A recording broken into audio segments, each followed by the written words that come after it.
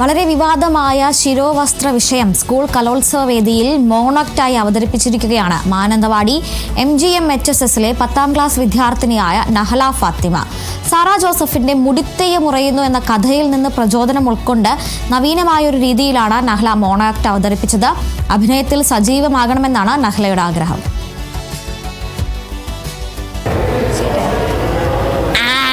അതുകൊണ്ടാ ഞമ്മള് പറഞ്ഞത് ഞമ്മടെ പുള്ള തട്ടമിടാണ്ട് പള്ളിക്കുടത്തില് പോണ്ടാന്ന്.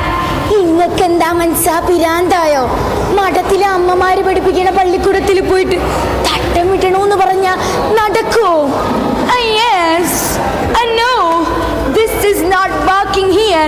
ഇതിവിടെ നടക്കില്ല. അങ്ങനെ പറഞ്ഞു കൊടുക്കൂ എന്റെ സിസ്റ്റർ. ഇതൊന്നും ക്യാമറയിൽ റെക്കോർഡ് ചെയ്യരുത് കേട്ടോ. She is totally responsible for the environment. നമ്മൾ സമീപകാലത്ത് ഏറ്റവും കൂടുതൽ ചർച്ച ചെയ്തൊരു വിഷയമാണ് ശിരോവസ്ത്ര വിവാദം, തട്ടം വിവാദം എന്നുള്ളത്. ആ തട്ടം വിവാദം സംസ്ഥാന സ്കൂൾ കലോത്സവ വേദിയിൽ എത്തിച്ച നഹല ഫാത്തിമ എന്ന കൊച്ചുമിടുക്കിയാണ്. നഹല ഫാത്തിമ വയനാടുകാരിയാണ്, വയനാട് മാനന്തവാടിയിലാണ്. മറ്റ് വിശേഷങ്ങൾ നഹല തന്നെ പറയട്ടെ. നഹല എത്രാം ക്ലാസ്സിൽ പഠിക്കുന്നുണ്ട്? എവിടെയാണ് സ്കൂള്? ഞാൻ 10th MGMHSSൽ പഠിക്കുന്നു. ഈ അഭിനയം എന്നുള്ളത്, മോണോക്ട് എന്നുള്ളത് ഇതിനു വേണ്ടി മാത്രം പഠിച്ചാണോ അതൊരു പാഷനായി കൊണ്ടുപോകുന്നത്? ഞാൻ പാഷനായിട്ട്, എനിക്ക് ഭയങ്കര ഇഷ്ടമാണ് ആക്ട് ചെയ്യാൻ. അപ്പോൾ അങ്ങനെ പാഷനായിട്ട് കൊണ്ടുപോകുന്നു. ഇത് ആരാണ് ഇതിന്റെ സ്ക്രിപ്റ്റും പരിശീലനവും? കലാഭവൻ നൗഷാദ് സാറാണ് ട്രെയിൻ ചെയ്തത്. എനിക്ക് പ്രത്യേകിച്ച് ഞാൻ ഇങ്ങനെ തെറിച്ച് ചെയ്യുന്ന ഒരാളാണ്.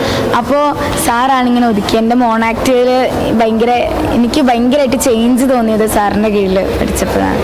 എത്ര മാസം പരിശീലിച്ചു? ഞാനൊരു 5 months 6 months. ഞാൻ ഈ മോണാക്റ്റ് അല്ലായിരുന്നു ചെയ്തത്. ഞാൻ 2 ദിവസം മുമ്പാണ് സ്ക്രിപ്റ്റ് മാറ്റിയത്. ഇപ്പോൾ കറൻ്റ്ലി റെലവൻ്റ് ആയിക്കൊണ്ടിരിക്കുന്ന ഇതാണല്ലോ. അപ്പോൾ സാറ് പറഞ്ഞു, നൈല ഇങ്ങനത്തെ ഒരു സ്ക്രിപ്റ്റ് ഉണ്ട്, ചെയ്യാൻ പറ്റുമോ എന്ന് ചോദിച്ചു. അപ്പോൾ ഞാൻ സ്ക്രിപ്റ്റ് പഠിച്ചു. എന്നിട്ട് ഇങ്ങോട്ട് വന്നു. ഇവിടുന്ന് സാറ് ട്രെയിൻ ചെയ്തു.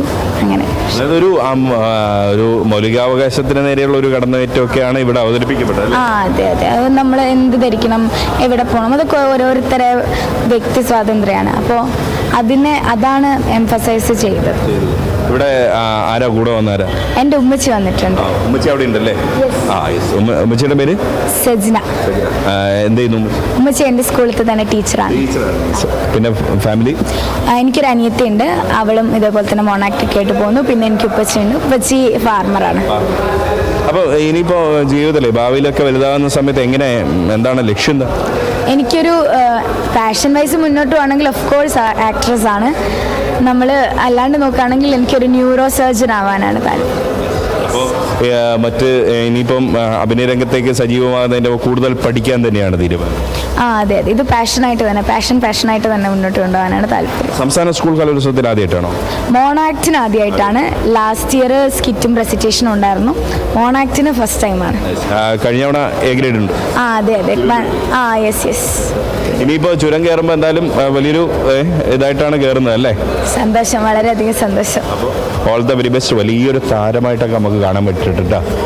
തീർച്ചയായിട്ടും നെഹയെ വലിയൊരു താരമായിട്ട് തന്നെ നമുക്ക് ഇനി ബിഗ് സ്ക്രീനിൽ ഉൾപ്പെടെ കാണാൻ കഴിയട്ടെ എന്ന് മാത്രം ആശംസിക്കുകയാണ്. ക്യാമറ പേഴ്സൺ അരുൺ മുഴക്കുന്നതിനൊപ്പം Riyas KMR, Kerala vision news, Thrissur.